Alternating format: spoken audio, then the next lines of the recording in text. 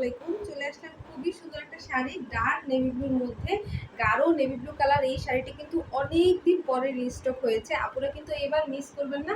আমরা কিন্তু সচরাচর এটার মধ্যে হচ্ছে সাদা এবং হচ্ছে কালো অ্যাভেলেবল আসে, কিন্তু গাঢ় ডিপ নেভি ব্লুটা কিন্তু পাই না, যার কারণে হচ্ছে অ্যাভেলেবল আনতে পারি না। এটা কিন্তু একদম ডিপ নেভি ব্লুর উপরে করে দেওয়া আছে।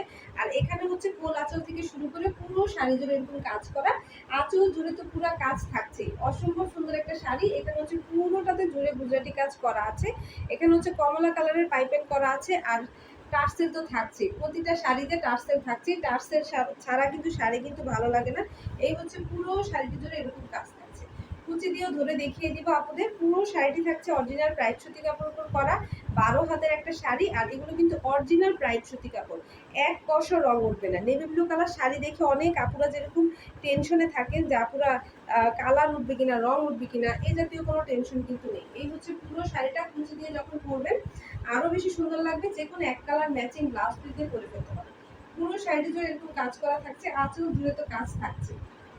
সো আপনারা আর দেরি কিসের, যার কিন্তু পছন্দ হবে নিয়ে নেবেন। হাফ কুচি থেকে কিন্তু আমরা এরকম কাজ পেয়ে যাচ্ছি, একদম টানা টানা ডিজাইনের পুরো শাড়ি জুড়ে অল ওভার এরকম কাজ করা থাকছে।